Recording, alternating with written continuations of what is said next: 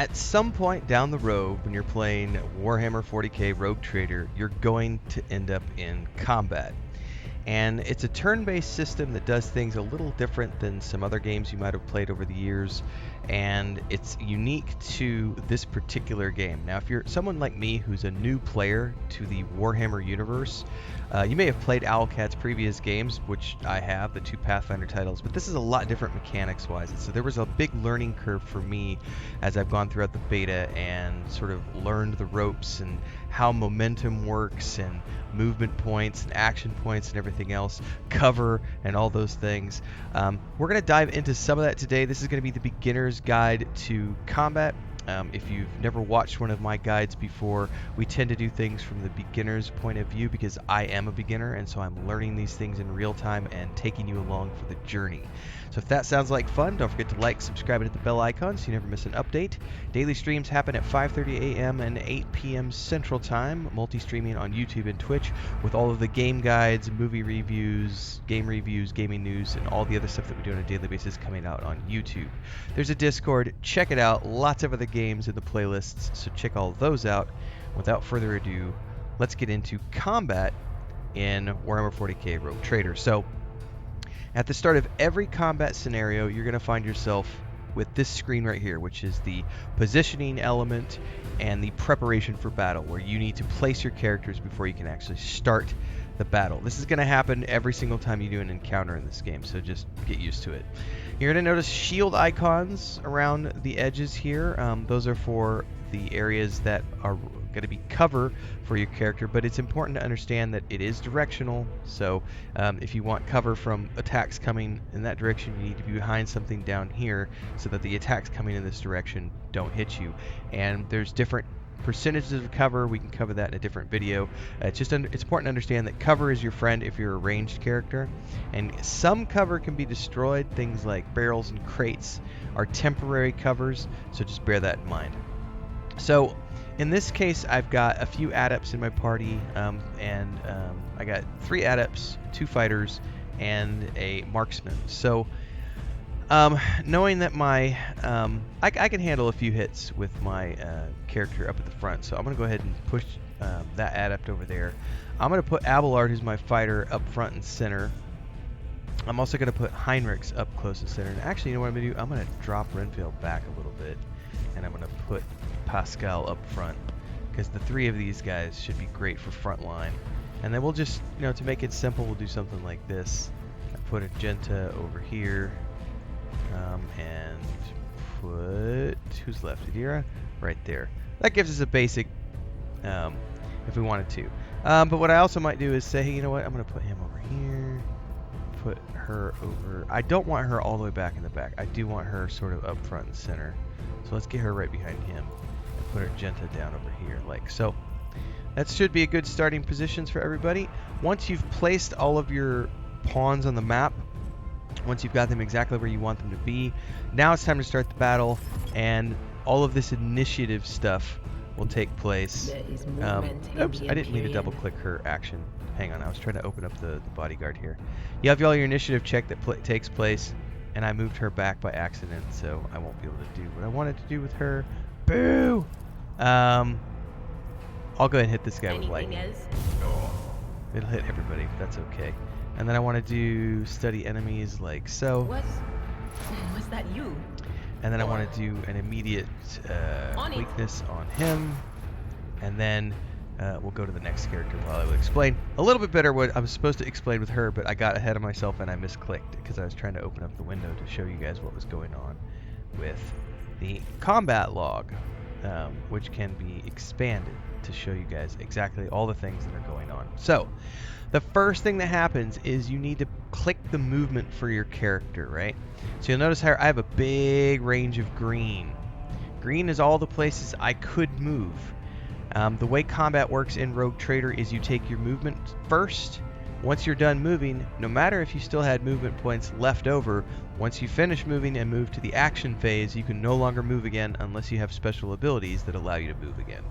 For example, my marksman has shot on the run, which will allow her to move twice. We'll get into that here in a minute. Or if you have a leader in your party who can tell you to move again. Certain abilities like that will allow you to move twice. So it's very important to me that I choose the right place to go right now, because I can only do it once, and once I'm finished, I make sure I say I want to move there. I double click, so I click it again to confirm that I'm moving there. Now I'm here, and now I can look at doing like an AoE as an example. This particular character, Psychic Force, which is not an AoE. This is the AoE, multiple attacks here. So we're going to use this right here. We're going to get these two guys like so. Now you notice that he cannot move now that he's moved into the action phase. He's only able to do action at this point. Now there's still a variety of things I could do. So I could go ahead and say I want to assail this guy back here. Drop him to his knees. And now I'm out of action points. So now I would go to the next person's turn. They're going to run away. Tides of time and space. What ability is Pain that? and duty go hand in hand. I'll have to investigate that later on. So she's my marksman, so she can actually do twice, and I'll show you how this works. So she has one where she could move, so let's just go ahead and move her up for the sake of showing how this works. She's going to move up to here. She's going to take her shot. As the Emperor commands, I act. Okay. Now, theoretically, I would be done here, but she has an ability called Shot on the Run, which allows her to move again at a penalty compared to her first chance. So we go, okay, well now I'm going to move up now. Move up to here, and I'm going to go ahead and do my burst. Faith without deeds is worthless. Took out one of them. It's fair enough. And I'm going to go ahead and toggle my Revel in Slaughter. As the Emperor commands, I act. Because I've killed 3 enemies during the turn, so now it's toggleable and I can use it. Let's see if I can right-click. Where is it? Shot on the Run. Tides of time and space dramatically increases the navigator's luck, yet they cannot move for some time. Their hit chance and crit chance are increased by 30%. Their damage also increased, but they get a negative. Okay, enemies suffer a negative 30. All right, so he's hunkered down behind there doing that. So they're going to take their turns.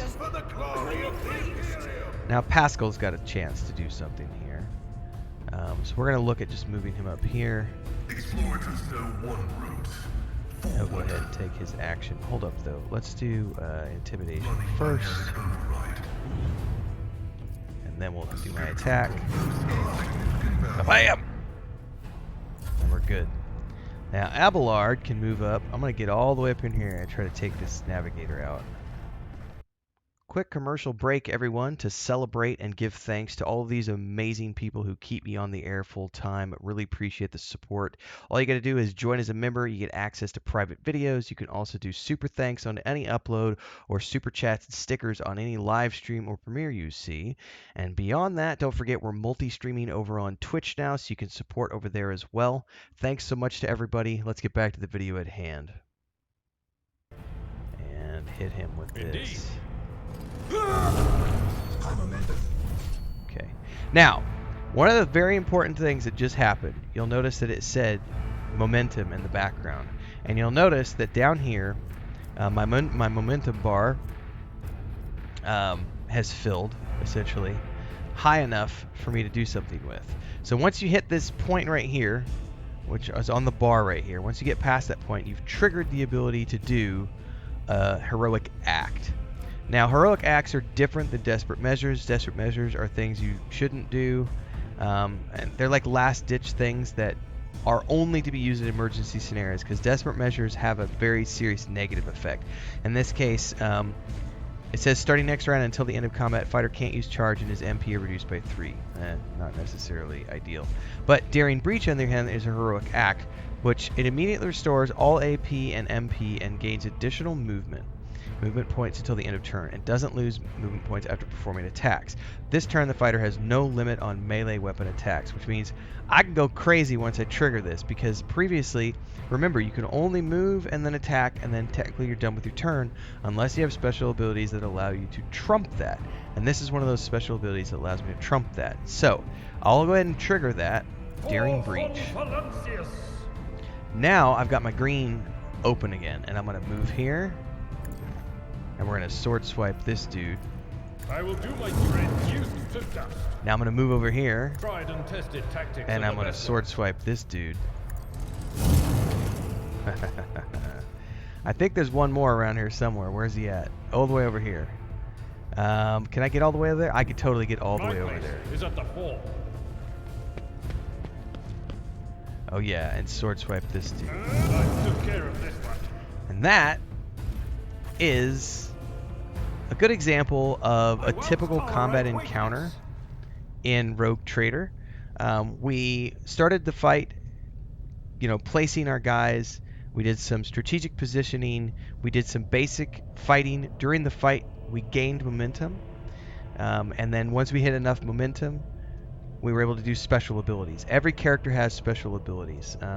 Every character has, if we look at each one of these individually, I have dismantling weapon, dismantling attack as a heroic act, and I have dismantling attack as a desperate measure. One can be used, when you have enough momentum. The other one is an oh shit ability, which has major negative side effects. You try not to use the desperate measures if you can avoid it. But each character has a different one. The adepts all have dismantling attack.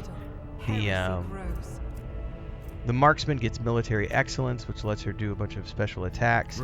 And fighters get that daring breach, which allows them to run around the battlefield and do craziness compared to what they would normally be able to do in a single turn. Now, there are obviously way more advanced tactics that we can get into when you're talking about, all the different resists of your character and grenades and different types of damage for different types of mobs. Certain things have high armor class and you need to be doing different things, like the Chaos Marine fight in the starport in Chapter 1 is quite difficult, and that's one where you've got to use a lot of your special abilities to really bring him down, expose his weaknesses, and enforce limitations on him, and do extra damage and things of that nature. But for your average fight, this is a perfect example of a general combat scenario that's great for beginners because it's quick, it's simple, you're in, you're out in 10-15 minutes, and you've gotten some loot, which we can check out here, and we've gotten some experience points, which is also majorly important. And over here on the right hand side, all you gotta do, if you want to check the log as you're going through, you can, and just if you hover over different things, it'll show you what happened during the combat scenario, so you can actually see all of the different roles that went on and how that is going to play into the overall combat scenario. If you have critical hits, daring breach abilities, tells you the weapons that you're using. But I love reading stuff like this because it tells you your total hit chance with all the factors put in there and all the bonuses, and then it shows you the pros and cons, the bonuses and negatives to everything. So it's a really cool in-depth system for those of you who really want to dig into it in greater detail. So hopefully you found that useful. If you did, don't forget to like, subscribe, hit the bell icon so you never miss an update. Again, daily streams at 5:30 a.m. Central and 8 p.m. as well.